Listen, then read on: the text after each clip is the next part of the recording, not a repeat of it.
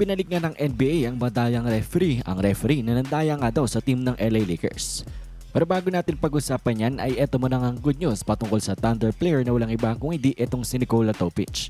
And well, kung hindi nyo alam ay merong seryosong pinagdaanan etong ang si Nikola kung saan siya nga ay nagkaroon ng testicular cancer at kinakailangan niya nga mag-undergo ng chemotherapy para nga pagalingin at alisin ang kanyang cancer. At alam nyo ba, 2 months ago lang nag-start na mag-chemotherapy etong ang si Topic. And well, guess what? Balik na agad sa court at nag-ensayo na agad working on his game at mukhang ang gusto na rin agad bumalik para nga sa Oklahoma City Thunder. At ay talaga nga namang good news para nga sa Thunder pati na nga rin sa kanya. At maraming ang natuwa patungkol nga dito nang dahil makikita nga daw natin ang kanyang desire to really play basketball at hindi nga hinayaan ng cancer na magpigil sa kanya na makabalik agad sa paglalaro sa loob ng court. So definitely get well soon pa rin dito kay Nikola Topic nang dahil for sure he is still recovering mula nga sa kanyang pinagdaanan. Pero talaga nga namang magandang makita na in just 2 months ay balik na nga on the court itong si Topic. Anyways, ngayon ay pag-usapan na nga natin ang badayang referee nga daw na ibinalik ng NBA. Well, ayon sa report na ito, NBA has announced that referee Eric Lewis has been reinstated to the league's officiating program as a G-League official. Ito nga daw si Lewis ay nag-retire noong August of 2023 habang ang NBA iniimbestigahan nga siya patungkol nga sa kanyang hindi magagandang ang ginawa dahil nga rin nag-viral yung picture ng kanyang mga pamilya na sila nga ay Celtics fan.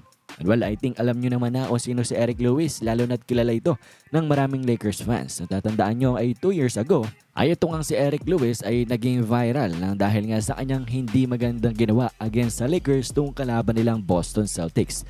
Kung saan talaga nga namang very obvious ang kanyang hindi pagtawag na talagang pinaratangan nga siya na siya ay Celtic fan, na siya ay bias at pinapaboran ang team ng Boston Celtics. And well, lahat nga yan ay naging paratang lamang until na nag-viral nga ang picture netong ang kanyang pamilya na kung saan sinusuportahan pala nila ang team ng Boston Celtics.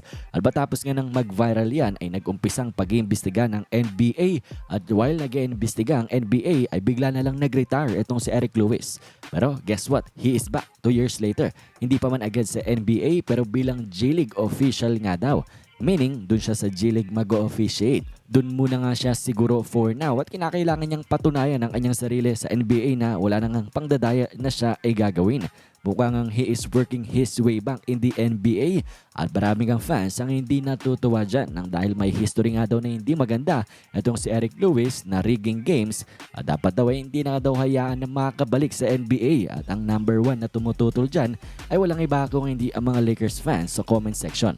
Hindi sila natutuwa na ito ang si Eric Lewis na kilala bilang ang Celtic fan ay mag-o-officiate muli sa NBA and possibly maging official nga sa mga laban muli ng team ng Boston Celtics. Anyways, kayo ba na bang opinion nyo dito? Inyong masasabi? Komento nyo lamang yan sa ating comment section.